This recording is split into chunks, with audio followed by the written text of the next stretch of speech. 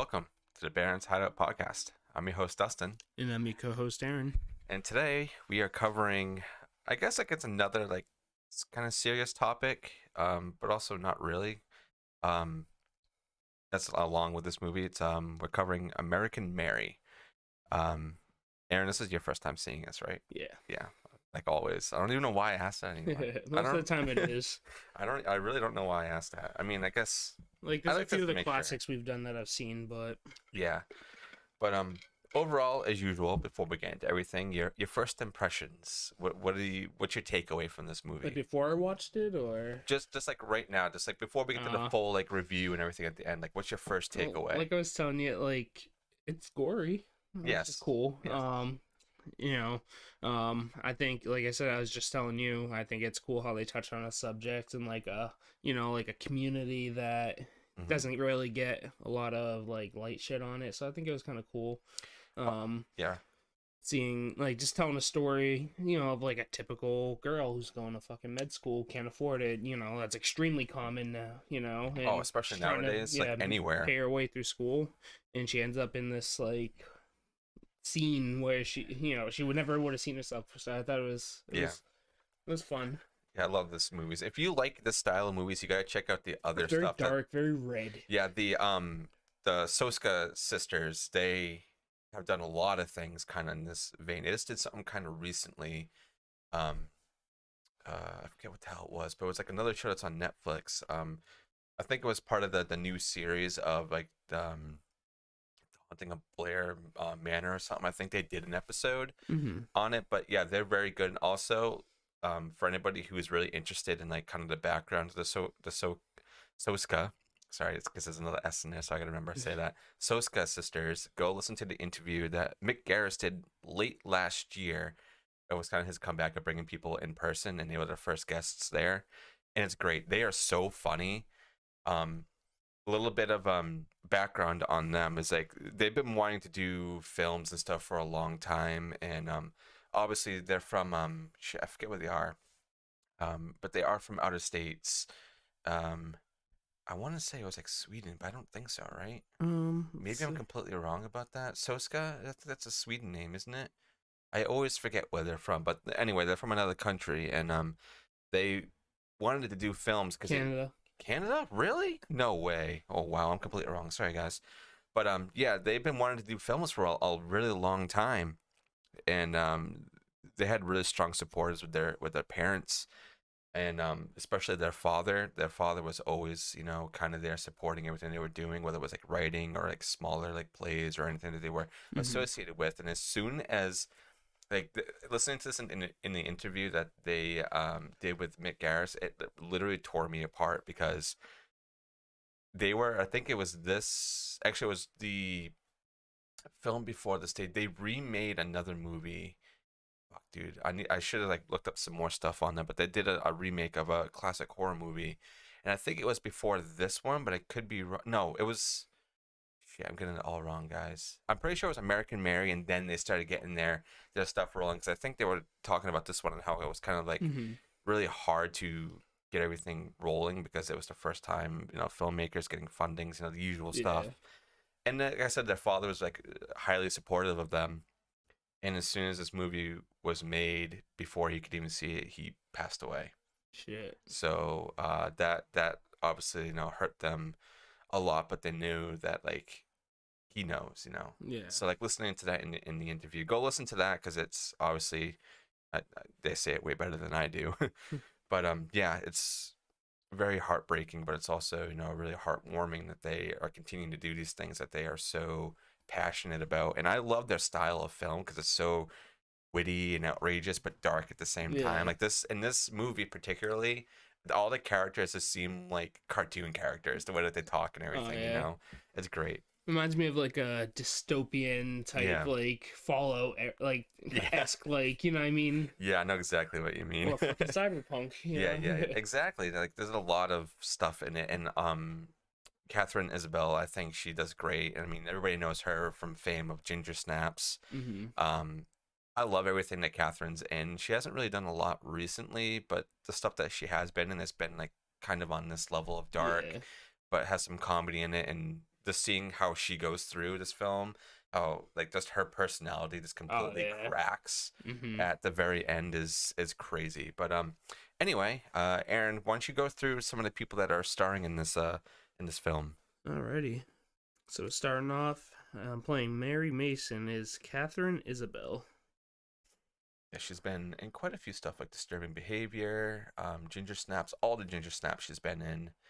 Um, I don't think there's like really anything super recent, but maybe I'm Freddy vs. wrong. Jason, Yeah. Insomnia, Ghosts, Night of the Animated Dead, or Night. I don't know. It must have been like maybe like a voice acting Maybe, thing. yeah. Night of the Animated Dead. I guess like she did a bit of voice acting, so that's pretty cool. Green Sea, the Long Island Serial Killer. Yeah, you see like all the stuff that she's in, it's been kind of on a dark side, and that's what I like. Mm-hmm. Then we got Antonio Cupo, who plays Billy Barker. I still don't know if I like that guy or Yeah. not. Let's see. He was in Blood and Treasure. Never heard of it. Bomb Girls. Okay. Peacemaker. Okay, so he's in the new Peacemaker thing. Okay. Still haven't seen that. The Legend of L.A. Lorna. Yeah, La Llorona. La Yeah. Llorona. Okay. Sleeping with Danger. Wow. Glenbrook Christmas. Wow, so I guess these people kind of went off and like had a much bigger career than I thought. Mm-hmm. We got Betty Boop. Yeah. Tristan Risk. I gotta say the makeup and effects on Beatrice is great. Right.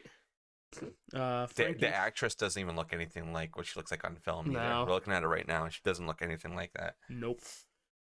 Frankenstein created bikers. Amazon Hotbox. Isla. Looks like a couple animated things. Okay, some more voice acting. Yeah. Wow. Something called a movie called Anxiety. That's probably all the main people, yeah. right? It's like this. There are a bunch of characters in this film, but there's only a few main ones. Important, yeah.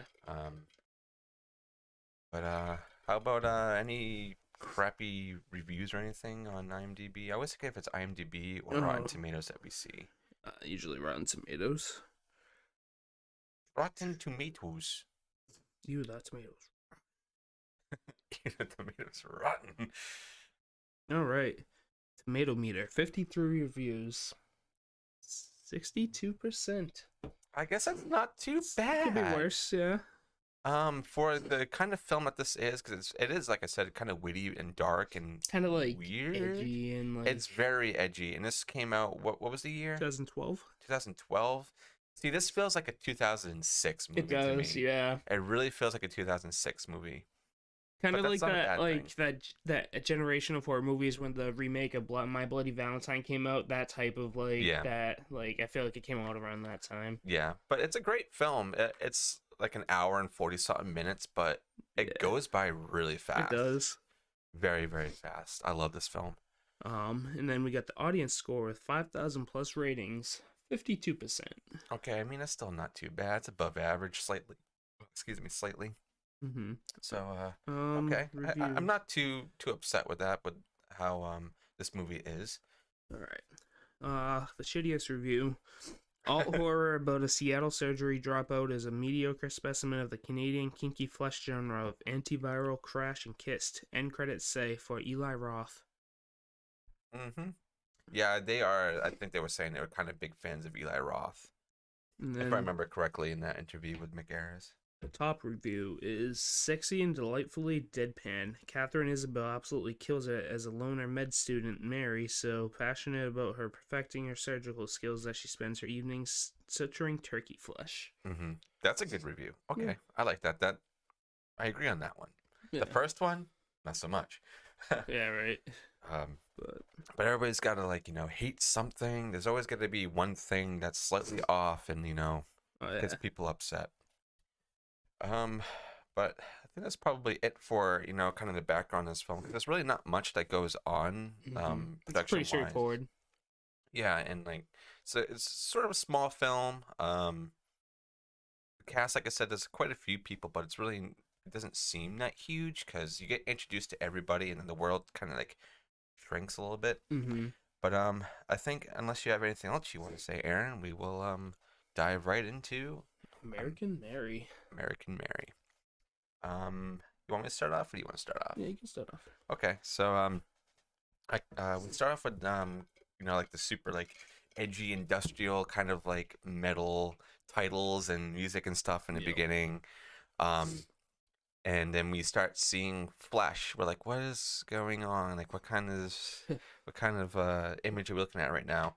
And as it progresses, you kind of like understand it. Oh, it's a turkey, and we get introduced to our main character, Mary, who is stitching up a turkey to kind of get better at stitching and practice her surgery skills. Yeah, into because she's in school, so she's trying to be a med student and get into that profession. So you can kind of understand why she's doing that.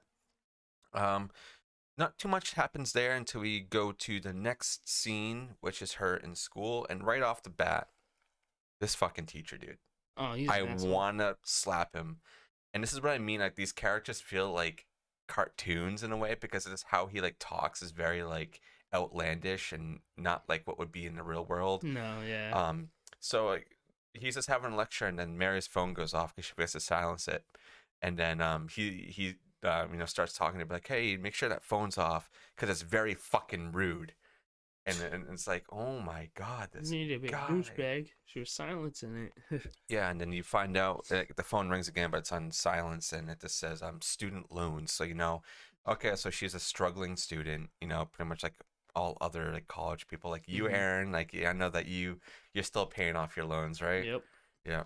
I haven't gone to college yet, so I kind of dodged that bullet, I guess.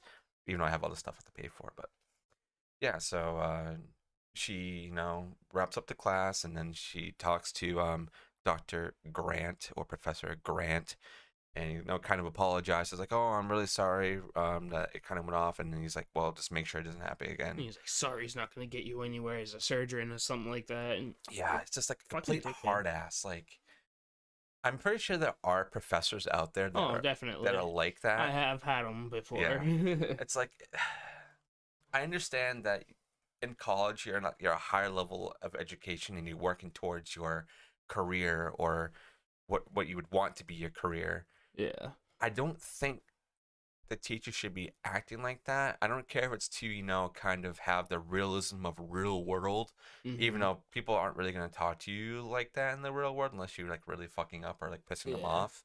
But just to have a phone go off, like, I'm sorry, like this, like, how many kids were in there? Maybe like 20. Like, something's gonna happen. Like, sorry, Something's bound. Yeah. It's like this. It's bound to be some kind of interruption. And the other thing is, we don't know if this is like something that's happened before, or if it's like a one-time thing. Like, oh, her phone went off once. Okay, just cut her some slack. But if it's happened multiple times, then I guess I can kind of understand why you'd be upset. But we don't get that context. Yeah. Then we move into the parking garage where she calls back the student loans, and they're like, hey, we've seen that you've like missed your last like 3 payments or whatever. And she's like, yeah, but I wasn't told that my services are going to be cut off or anything. And they're like, oh, well, I guess someone must have messed up and whatnot.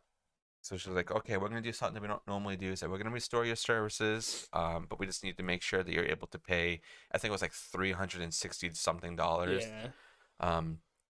He's like, okay, yeah, I can do that. And like, when can you do it? And she's like, maybe in a couple of weeks. But as she's talking, Dr. Grant, comes and gets into his car and just like listening and whatnot. And then I have another quote right here that kind of like pissed me off. It's like, he said to her, like, he has like enough useless twats in class. Oh yeah. And it's just like, dude, this guy is just such a fucking never mind piece of shit. Person, but yeah, and to like even like solidify like how deep she is in like debt and everything. It's like when she goes back home, her fridge is empty. She's got no food other than the turkeys. Can we talk about how the light inside of her fridge is red? You know what? Yeah, now that you're thinking of it, I wonder if that's like that must have been a foreshadowing thing. It must have been, because I did look at that, but I didn't really put two and two together. Yeah. That's a good catch there. Like I said, there's a lot of red in this movie, like red lighting. Oh, there really is. It's very like neon and industrial, like you were saying. Uh, but yeah, just it's so sad realizing like how deep she is on this and not getting any help. I mean, like her nana calls her. It's like, Yeah. oh, well, I'll give you some money and whatnot. And this part's actually really funny, is like because they're on the phone and she's like, oh, well, I'll wire you some money. When I was like, no, no, no, it's fine. No, no, no. And she's like on a computer scrolling for like job listings and Yeah. stuff. And then her nana's like, oh, you know what I saw on TV the other day? People just like having sex just to have sex and there's no meaning. She's like, oh yeah, Nan, I don't know why anybody would do that while she's like scrolling through hookups and stuff. Mhm. She's like, oh yeah, I don't know why like ads and- anybody would do that. She's like, don't worry, Nana, I'm not gonna just have sex for no reason. Cut to the next thing. She goes to the club. Yeah, she had a strip club for an interview. It's so good though. I love all the sceneries in this movie are good. They're very minimal, but they're great. Yeah. So she arrives at this club to get the interview, quote unquote. Meets up with the guy Billy, and then we see in the background too before we even get introduced to her, as Beatrice is up there like dancing and stuff. Because you kind of look at her, like she definitely catches your eye. Because she's like, that girl looks a little weird. Not that there's anything wrong with that. But Mary goes into the back and meets up with Billy. They go like into the way, way back. She hands him her resume, and he's like, "What is this?" It's like, "It's my resume. I didn't know if I needed it." He's like, "Well, not really for this job, but it's good to know people's dirty little secrets." It's a cool strip club owner. Yeah, I mean, this guy seems kind of harmless, but he definitely is a little weird. Yeah, he's creepy, but like harmless. Yeah, so he says, well, this is like now the uncomfortable portion of the interview. He's like, take off your clothes. She takes off her clothes, and like she's just there just for the money. She's just like taking it off, like whatever. She's like, is this good enough? And then he's like, yeah, and like go walk. And she's just like walking, like whatever. And he's like, well, you got to put a little bit more step into it. But before she can like readjust herself, I guess his like bouncer or whatever. I think it's Lance that comes in, right? Or was it a different dude? I think it was Lance. I think it's Lance. He's a really tall dude with long hair. He always wears like sunglasses. He's like, well, one of our guys isn't like calling back. He's like, he's not coming anytime soon. And Billy's like, what do you mean? He's like, well, you got to come here. So Billy leaves, then comes back in like 1 second. He's like, Mary, how far along are you for becoming like an official surgeon? And she's like, not just that a residency, close. and like, but like, I'm not. Yeah, and he's like, well, do you want to make five grand? She's like, what do I got to do? It's like, no questions asked. Don't ask any questions. So they're moving like down to like the basement area, or whatever. It's like, oh god, where the fuck is this going? So he's like, just don't ask any questions. She's still asking questions. Like, yeah, fucking forget it. She's like, no, I'll do anything for 5 grand. Let's go do it. I won't say anything.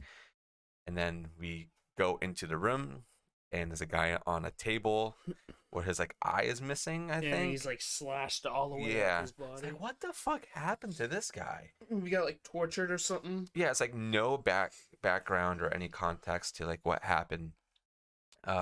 But yeah, she goes and does the surgery, and kind of like after's like gotta make sure that he is well rested, get some medication, and then whatnot. Then she goes home. Seems okay until we start to kind of see her break down, like, and she actually processes what just happened. Yeah, like her body is like going through shock right now because she goes to turn on the shower, and then she like cools herself off. Then she's like on the couch like a bat. Oh, it's great. Mm-hmm. And you can see just like how this movie is really gonna make you go through some sort of emotions, even though at this right now it's not much. It's just like, okay, well, she did something that was really uncomfortable that she wasn't really expecting, but she needed the money. And this is what this whole movie is about. It's about she needs the money until she doesn't need the money anymore, and then she gets carried away. Mm-hmm. But Aaron, I'll let you take it away a little bit. All right. So a few days later, she is approached by Beatrice, who worked at the strip club that she applied at. Oh, well, first she calls her on the phone. She's like, is this Dr. Mason? She's like, no, I don't know who you're talking about. Hangs up, calls again. I'm not Dr. Mason. I don't know what you're talking about.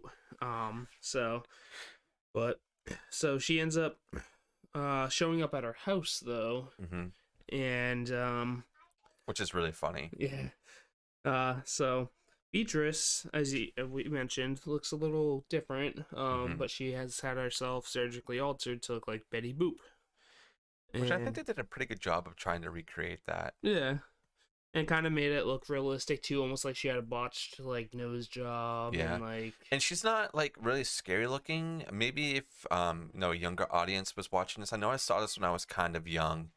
But yeah, she's not like super scary. Like her voice is very like, yeah. calming and cute and whatnot. Hmm. But yeah, I think she looks great and she's a great character as well. Yeah. Um, so she ends up offering Mary 10 grand to perform surgery on one of her stripper friends, named Ruby, who believes that she should be able to control how she looks Hmm. and do whatever she wants, and doesn't want judgment as she's like a fashion model, and Hmm. so she wants to have her nipples removed and her labia removed to look like a doll. Yeah, Um, because no one sexualizes dolls is pretty much what she was yeah, saying. exactly. Um, so, um, anyways, and then she tells her, she's like, "I'll give you an extra $2,000 just for showing up at the clinic," which, I think she's like eating too, and she's like, okay, when is this happening? So, like at this point, she's like, I'm gonna do anything. yeah, right. Do anything for money. I need it. But yeah, so she ends up. They want to. When I say the clinic, she's talking about a veterinary clinic too, where they work Yeah. on animals. But I guess her niece works there, so she can get her in after hours. Dude, the quotes and that part is so good, dude. Oh yeah, I have so many. the niece. Yeah. Well, when they get there, it's like when Beatrice is talking, it's like, Tessa, honey, don't be a cunt. Shut the fuck up, Tessa. I know, it's just I so love funny it. coming from her because her Yeah. voice. Yeah, it's so cool. I love it. It makes me laugh every time. So, and then and so she's kind of freaked out, but she needs the money, so she decides to go through with the surgery. Mhm. But yeah. Anyway, and then during her residency at the hospital, she ends up getting invited to a surgeon party by, was it Dr. Grant? Dr. Grant and Dr. Walsh. Dr. Walsh, the creepy dude. They're both kind of creepy. Oh yeah, definitely. But so she ends up getting he's like talking to his class, and he like makes her go out and tell these people that their father had a heart attack and died. He's like, this is one of the most important parts of the job. You need to know how to talk to people, Mhm. and that's when he decides to invite her to the party. And she's like, are you sure he wants me there? And he's like, oh, it's his idea. And so It's also really funny too when she's going to like, break the news to those people, and then he asks, how did that go? And then she just goes, they're upset. Yeah, they're upset. They're upset. Understandably Rightfully so. Yeah. It's so funny. So she ends up going to this party where she's immediately introduced to Dr. Walsh, some creepy doctor, Mhm. who doesn't seem like he belongs there. No, this seems out whole of scene place. is very off-putting Yeah. immediately. Oh yeah. And he's like immediately getting her a drink, and so but then she ends up coming across Dr. Grant and seeing some familiar faces. She hangs out, but then she end up getting drugged. Mm-hmm. But you can kind of like tell, like right off the bat that Something was off. yeah. Yeah. And as soon as that happens to you, like in the background, you see like people being filmed and shit, and like a Yeah. girl's like on a table being like fucked with. It's like, what kind of fucking party is this, dude? Yeah, right. I'm a fucking motherfucker. Oh yeah. Yeah, that I'm a guy. fucking motherfucker. That's what I'm duck 'em. But so she ends up getting drugged and raped by her teacher, Dr. Grant. And you got not super extensive, but like Nothing on like the extent of I Spit in Your Grave, Yeah. but it's still very getting hard to uncomfortable watch. rape scene. And she's like strapped down and drugged out. She's out of it, but she's still like conscious, so she Mhm. knows what's happening. Yeah. And Oh, man, they're like, why do I keep picking movies that have freaking like rape scenes? I was wondering that too. I'm like, damn, we're off Honestly, like I forgot it was in this movie until like I was thinking about it a little bit more.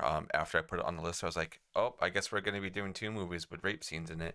One's to. gonna be really, really hard to watch, and then one's gonna be like, it's still gonna be hard to watch, but it's you can kind of like get over it quickly, you Yeah. know. But then again, guys, like I was saying in like I Spit in Your Grave, if you guys know anybody or if, you know, it happened to you yourself, please reach out to somebody, or even just like come talk to us, and we'll get you on like the right path of the people to talk to. Please don't be silent. Say something. Yeah. But other than that, carry on. All right. So then eventually after the party is over and the Grant does his thing. She Yeah. kind of recovers, wakes up. And the other thing that's like really fucked is that she wakes up and Grant's just laying there with her. Yeah, right. I was like, oh yeah, it was just a party. It was great. Did you have a good time? No. But she wakes up and she's all, obviously, Disoriented and a mess. And, yeah. I would be too if something like that happened to me. I mean, I'm surprised that she was able to actually get up and leave. I probably would have called the cops first. But I know that she's probably just like She's the got a plan. mindset that she's into is like she's just not thinking obviously clearly because she was just obviously traumatized. But so she ends up going back to the strip club and hiring their goons to kidnap Dr. Grant. Yeah. Where she ends up like strapping him down and doing all kinds of modifications to him, like splitting his tongue, which is actually a pretty common thing I learned too. Yeah. It's more common than it used to be, but yeah, it's definitely something. I couldn't do it. No, it looked like it looks cool, but I wouldn't want it on myself. No. But yeah, she splits his tongue. She kind of fucks with his nuts, his dick. Because these are all the things she needs to practice after looking at that website and stuff too. Also, Oh yeah. that she saw online because Beach was like, oh, go check out her like website and everything and look at all the body modifications. So she was looking at it. At first, like she was kind of like weirded out, but I think she's knowing where the money is and like this is something she can do. So that's what she's doing. So she's using Grant to practice all these common procedures so that way she can get better at them. Yep. She cuts off a couple of limbs, sews his mouth shut. But then she eventually ends up dropping out of medical school and going into body mod surgery full time. Yeah. Another thing that's like really fucked up too is like even Mary was like talking to Grant, like he was like laying there. It's like, I know the reason why you invited me to that party is because I thought I was a prostitute. No, I am not a prostitute, and I am now your worst nightmare, literally. So you're fucked. Right, he had it coming. But word gets out, and she's people hear about her work, and so that she's willing to do anything that people want, basically, for cash. As long as it's not anything wimpy. Yeah. Like piercings and shit. So, but yeah, so she does for under the counter price, but she ends up being hired by these two girls who are a pair of twins from Germany. And they want to have their left arms cut off and then swapped with each other. You know who those twins are, right? Was that the sisters? Those are the Soska sisters. Yes, they do tend to act in their own movies. That's awesome. I love shit like that. And just like the craziest thing too is like, yeah, I want our left arms to be swapped, and then we want devil horns and planted in our forehead. But then meanwhile she's also keeping Grant prisoner, where she ends up getting caught by a security guard torturing him. So so much shit that happens in this movie, dude. Yeah, and it's like such a short amount of time too, though. Yeah, and like the detective dude, it's like coming after her. Well, not really coming after, but it's like, hey, like we were told that you were part of this thing, or whatnot. And then we also get like Billy, who's always fantasizing about Mary and shit. So it's like we got that going on, but he knows that Mary is never gonna like love him or anything. As her mind is just it's so altered at this point. Yeah. To like just doing this because it's like what has essentially quote unquote made her, and she's making a lot of money from it. So I mean, yeah, why would she have time to do like anything else? Yeah. And also, like, Billy fucking kidnaps, like, Dr. Walsh, too, which is really fucked up. After Mary said, no, don't do anything, it's fine. Yeah. Because Billy is the one that made all this worse. Mm-hmm. Like, for his quote-unquote love for Mary. I was just doing it with good intentions. No, dude, Jeez. like, Just stay out of it. just stay out of it. Like, you're fine. She doesn't need help, dude, clearly. You know? Yeah, she kills the security guard, and then a Brutally. detective. Yeah. Oh, she like just bashes his head in. But then she ends up getting that phone call from a detective wanting to come by, and he ends up coming by and talking to her, saying she's a suspect. Well, not a suspect, but like they're. Yeah, she was on a videotape. Yeah. Well, they think that maybe she was part of it on a videotape, even though she asked. And we get revealed later that after Billy got Dr. Walsh, he has the tape and is like watching the portion of Mary. Yep. And then, oh my God, like, this is when it all really starts going downhill too. Because after she got a new house and like she's in a studio now, so she can have more room. And when the detective shows up too, which is kind of like really sad, she misses a call and then she calls back later, and her nana died. So that kind of solidifies everything else for her to just be like, I really have nothing else to lose, so I really don't give a shit what the fuck happens. Yeah. And then she goes back to the club after and confronts Billy as he's getting his fucking like dick sucked and says like, oh yeah, shit. And Mary's like, did you have anything to do with Dr. Walsh's disappearance? He's like, no, nothing. She's like, you know that she knows that there was definitely something going on. Yeah. And then after like, they go, I think, back to like the main room. She's like, oh, I gotta go powder my nose. And he goes into like the bathroom and like lays out like all of her utensils and everything. Because there was that one girl, I guess, I don't know, maybe she was trying to get this girl to leave so that Billy could, I don't know the intentions here. Yeah. Of why she was going after this one girl. Does Mary actually like Billy? Was she jealous or something? But she ends up like pretty much attacking this girl, and then after goes out and says, oh, it was just a joke, you know, I guess you can't take things lightly or whatnot. What the fuck, girl? Then we go back to Billy, who is fantasizing again of Mary seducing and then stabbing the fuck out of him, and then wakes up like, oh well, yeah, whatever. Then we get an announcement that Beatrice has quit the club, and we kind of get like a little bit of a shot with Ruby, and I think it was, we find out it was her husband. Oh yeah. Finds out that She like did the surgery. she on did her. all the surgeries and He everything. wasn't happy. Nope. And then I guess Beatrice kind of got like the shit beat out of her. We see her lying on the floor to get the address out of her so he could go find Mary. And this is when we kind of get to the very ending of the film. Like I said, this movie has a lot going on, but it goes by so quick that if you want something that's really interesting, you don't really need to focus too much on it to understand what's going on. This is definitely a movie to go and watch at least once. I love this movie so much. So yeah, Mary gets home and gets the call from Beatrice. It's like, yeah, well, he's gonna be coming after you. I'm sorry, I kind of gave him your address and whatnot. I really had no choice. And then right then and there, Mary, in the pitch black, gets attacked by the husband, and then she gets stabbed, but she kills him. And then we get kind of like a long crawl scene of her, like going to get her tools. Yeah, because she's like, I can sew myself up, and like I can fix this. I know how to fix myself. I've been doing this for months now. So she ends up sewing herself, and then we get a shot outside of the police cars there, and there's a detective and these guys looking at a book, and they're all like, looks like the Necronomicon too. Yeah, I was thinking about that too. So there's like a lot of like weird nods in this film to other like horror franchises or directors that I love it. There's a lot of like little Easter eggs everywhere. Yeah, they're like looking at the book, and they're all like gonna like throw up, like, and there's like one guy in like the stairs is just like, oh, what am I looking at? So this is like what is like a little bit more comedy, and with like all the darkness of this film. Yeah.